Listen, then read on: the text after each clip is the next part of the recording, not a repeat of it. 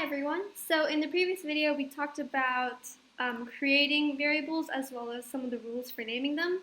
So going off that, we're going to be talking about arithmetic operators in Java. Arithmetic operators refers to the different operations you can do with the int and with doubles. And of course with long, shorts, bytes, but those are not very commonly used. So for now, ints and doubles. Okay? So let's say I have a variable int a, and I'm going to give it a base value of 2. Alright, so to add a number to your variable, to add a value, you can just use the plus sign.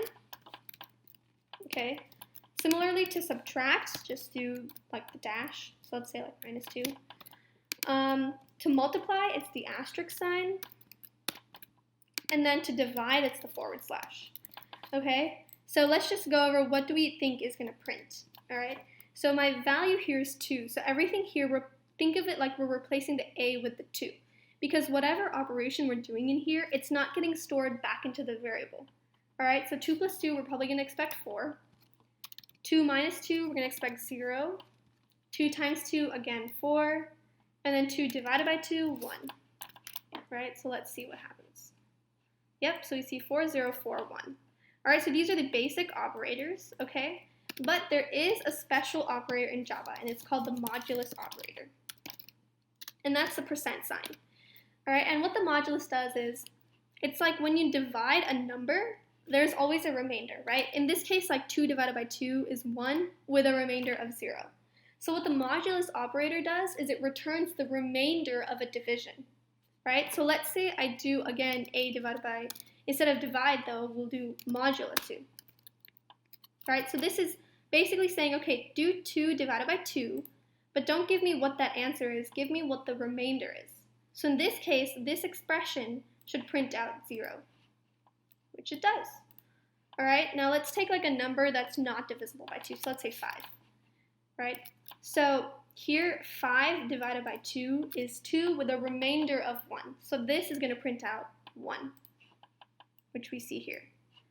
Alright, so this is a really useful operator. Oftentimes, you'll see we'll mention it later on in the videos too. It can be used for, let's say, determining whether a number is even or odd. You can use a modulus operator for that. So it's a really cool operator. Cool. So these are the basic arithmetic operators. Something to note about integer division. Okay, so let's say I have a variable int x, and this equals, let's say, 4. And int y equals 2.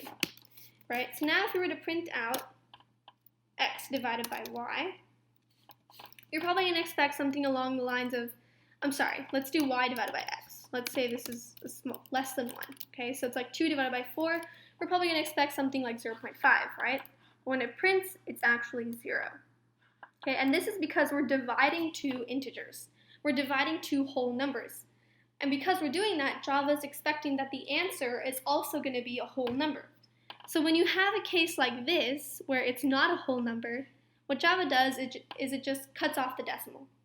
Okay, so like, let's say my number was like here, let's say it was like 5, right?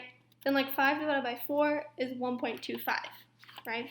But instead, because we're dividing two ints, it's just going to cut off the 0.25 and just have a 1. Okay, notice how it's not rounding, it's just getting rid of the decimal altogether.